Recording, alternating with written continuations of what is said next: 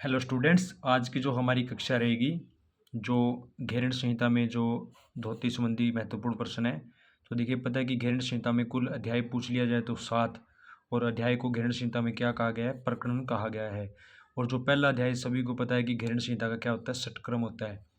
और षटक्रम के भी फिर 6 मतलब भाग कहे गए हैं। उसमें सबसे पहला होता है धोती क्रिया।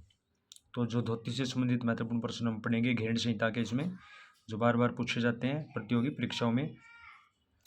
तो पहला प्रश्न है, देव देह की प्राप्ति किस धोती क्रिया के अभ्यास से होती है? तो देखिए, पूछा गया भी जो देव देह मतलब देवता के समान शरीर प्राप्त हो जाता है, कौन सी क्रिया के अभ्यास से? ऑप्शन है वारिसार अंतर्धोती, ऑप्शन बी वातसार अंतर्धोती, ऑप्शन सी दंत धोती से, और ऑप्शन नंबर 4 है हृदय धोती। तो देखिए, उसका जो उत्तर रहेगा वारिसार अंतर्धोती। तो वारिसार अंतर्धोती क्रिया के अभ्यास से देवदेह की क्या होती है? प्राप्ति होती है। महत्वपूर्ण प्रश्न है ये। अगला प्रश्न है नंबर 2, मांसपेशियां मजबूत रहती है, पाचक रसों पर नियंत्रण होता है, मानसिक रोगों में अवसाद की अंतर्मुखी अवस्था में लाभकारी। इन चीज़ों में लाभकारी धोती क्रिया कौन सी है? ऑप्शन ए अग्निसार अंतर्धोती, ऑप्शन बी वातसार धोती, और ऑप्शन सी है दंत धोती। तो देखिए, इसका जो उत्तर रहेगा अग्निसार अंत धोती। कौन सी धोती? अग्निसार अंत धोती। किस किस चीज़ में लाभकारी है? मांसपेशियों को मजबूत करती है, पाचक रसों पर नियंत्रण का कार्य करती है, मानसिक रोगों में अवसाद की अंतर्मुखी अवस्था में लाभकारी। तो ये प्रश्न पहले पूछा गया नेट में कि मानसिक रोगों में अवसाद की अंतर्मुखी अवस्था में लाभकारी क्रिया कौन सी होती है? अग्निसार अंत धोती होती है, जिससे क्या जठर अग्नि भी क्या होती है? प्रज्वलित होती है। उसके बाद अगला महत्वपूर्ण प्रश्न है, उदरगत विकार दूर मतलब शरीर संबंधी विकारों को दूर करने में, शरीर को हल्का करने में, प्रजनन संस्थान को बलिष्ठ मतलब मजबूत बनाने के लिए कौन सी क्रिया करनी चाहिए? मतलब कौन सी क्रिया से होता है? तो देखिए, पॉइंट है इसमें, जो शरीर संबंधी विकारों को दूर करने में, शरीर को हल्का करने में, प्रजनन संस्थान को बलिष्ठ बनाने में कौन सी क्रिया का अभ्यास करें? ऑप्शन है बहिष्कृत धोती, बहिष्कृत अंत धोती, ऑप्शन बी नंबर 2 पे है दंत धोती, नंबर 3 हृदय धोती, या नंबर 4 दंड धोती। तो देखिए, उदरगत मतलब शरीर के विकारों को दूर करने के लिए, शरीर को हल्का करने के लिए, प्रजनन संस्थान को मजबूत करने के लिए बहिष्कृत अंत धोती का अभ्यास करना चाहिए। कौन सी क्रिया करनी चाहिए? बहिष्कृत अंत धोती करनी चाहिए। तो इसमें जो मुख्य बिंदु रहेगा कि प्रजनन संस्थान बलिष्ठ और शरीर के विकार दूर करने के लिए कौन सी धोती का अभ्यास ज़्यादा महत्वपूर्ण रहता है? बहिष्कृत अंत धोती का। अगला प्रश्न हमारे पास है, खादीर रस का प्रयोग किया जाता है। तो देखिए, जो खादीर रस है उसका प्रयोग किसके लिए करेंगे? मुंह के छालों के लिए, पाँव में छाले हो जाते हैं उसके लिए, पेट दर्द के लिए, या बड़ी आंत के लिए। तो देखिए, खादीर रस आयुर्वेद में है ये। खादीर रस का प्रयोग हम करेंगे मुंह के छालों के लिए। अगर मुंह में छाले हुए हैं तो किसका सेवन करेंगे हम? मतलब प्रयोग करेंगे दूर करने के लिए खादीर रस का हम क्या करेंगे? प्रयोग करेंगे। अगला प्रश्न है, महत्वपूर्ण है ये भी, कान के छिद्रों की सफाई कौन सी क्रिया से की जाती है? देखिए, कान के जो छिद्र होते हैं उसकी सफाई पूछा है कौन सी क्रिया से? ऑप्शन है कर्णरंध्र धोती क्रिया से, हृदय धोती से, दंड धोती से, या वमन धोती से। तो देखिए, नाम से ही पता चल रहा है कान क्या होता है? कर्ण। तो जो कर्णरंध्र धोती होती है उसके अभ्यास से किसकी सफाई होती है? कान के छिद्रों की सफाई होती है। तो ये भी प्रश्न पूछ लिया जाता है कई बारी। तो ये घेरण संहिता में जो धोतियाँ हैं उनके बारे में, उनके लाभ हानि, फायदे नुकसान, सावधानियाँ इसके अंतर्गत बताए गए हैं और बार बार पूछे जाते हैं जो भी प्रतियोगी परीक्षाएं होती हैं। अगला प्रश्न है, मस्तिष्क में शीतलता। देखिए, मस्तिष्क में अगर शीतलता लेके आनी हो, मोतियाबिंद इंपॉर्टेंट है ये, मोतियाबिंद को दूर करना हो, दूर व निकट दृष्टि दोष, दूर व निकट दृष्टि दोष को दूर करना हो, मतलब इस प्रकार के आँखों संबंधित रोग है ये, मोतियाबिंद भी आँख से संबंधित है। कफ दोषों को दूर करना, वात पित्त कफ, कफ जो है दोष उनको दूर करना हो, हाई बीपी में लाभकारी क्रिया, और हाई मतलब उच्च रक्तचाप में ये लाभकारी भी है। तो उसके लिए कौन सी क्रिया करनी चाहिए? कर्णरंध्र धोती, कपाल रंध्र धोती, दंत धोती, या हृदय धोती। तो देखिए कपालरंध्र, कपालरंध्र भी एक धोती का प्रकार है। तो कपालरंध्र धोती का अभ्यास मस्तिष्क में शीतलता प्रदान करता है, मोतियाबिंद को दूर करता है, निकट और दूरदृष्टि दोषों में लाभकारी है ये, और कफ दोषों को भी दूर करता है, और हाई बीपी में क्या है लाभकारी होता है ये। तो उसके लिए कौन सी क्रिया का अभ्यास करेंगे हम? कपालरंध्र क्रिया का अभ्यास उसके अंतर्गत करेंगे। तो आप लोगों को अच्छी तरह से ये याद रखना है। अगला प्रश्न महत्वपूर्ण है कि बहिष्कृत अंत धोती, ये धोती का प्रकार है, अंत धोती का ही प्रकार है बहिष्कृत अंत धोती का वर्णन घेरण संहिता के कौन से श्लोक में किया गया है?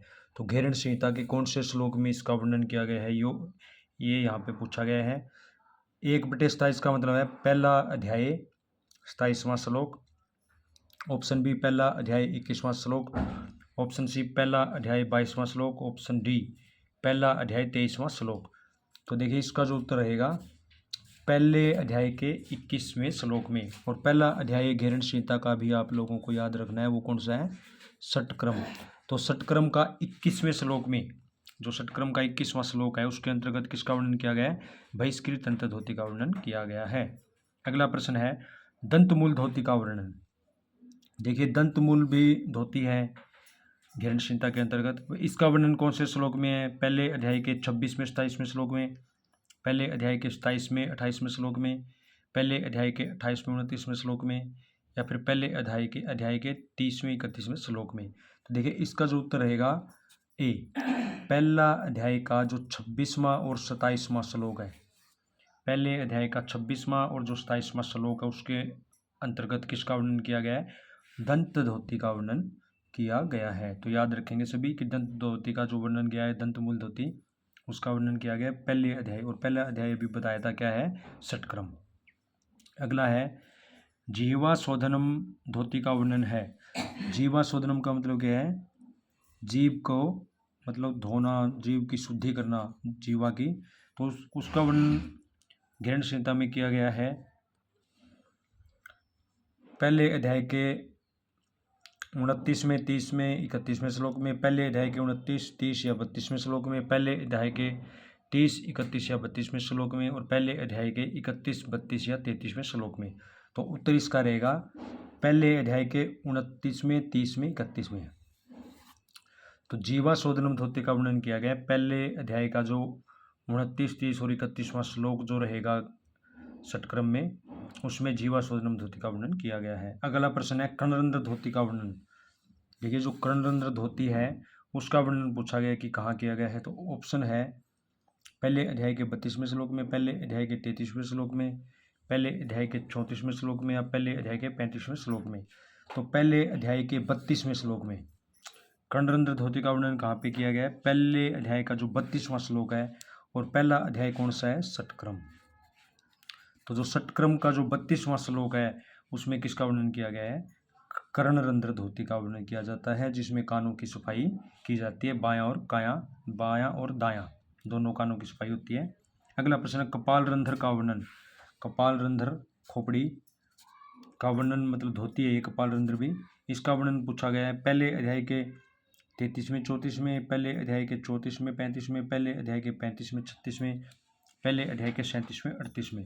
तो आप लोगों को अच्छी तरह से याद रखना है कि जो पहले अध्याय का 33वां और 34वां, पहले अध्याय का 33वां और जो 34वां श्लोक है उसमें किसका वर्णन किया गया है? कपालरंध्र धोती का वर्णन किया गया है, और पहला अध्याय कौन सा है? षटक्रम। अगला है इसी में वमन धोती में वमन का अर्थ क्या होता है? देखिए वमन धोती है उसमें वमन का मतलब क्या होता है? नहाना होता है, ऑप्शन बी खाना होता है, ऑप्शन सी वस्त्र होता है, या ऑप्शन डी उल्टी करना होता है। तो देखिए वमन का मतलब होता है उल्टी करना। वमन का मतलब क्या होता है? उल्टी करना होता है। जो वमन क्रिया के धोती क्रिया के माध्यम से जो भी विजातीय द्रव्य मानव के शरीर में जो मौजूद होते हैं उनको निकालने के लिए वमन धोती क्रिया का क्या है? अभ्यास किया जाता है। उसके बाद अगला प्रश्न है शरीर के मूल भाग गुद्दा अक्षेत्र की सफाई किस क्रिया से होती है? तो देखिए क्रिया का मतलब यहाँ पे धोती से संबंधित प्रश्न है कि शरीर के मूल भाग गुद्दा अक्षेत्र की सफाई कौन सी क्रिया से होती है, मतलब कौन सी धोती क्रिया से होती है? मूल शोधनम धोती से, जीवा धोती से, वारिसार धोती से या अग्निसार धोती से। तो देखिए इम्पोर्टेंट क्वेश्चन है ये कि गुद्दा क्षेत्र जो मतलब गुद्दा द्वार जो जिसमें मतलब मल निष्कासित किया जाता है, मतलब उस क्षेत्र की सफाई पूछी गई है। तो उत्तर इसका रहेगा मूल शोधनम।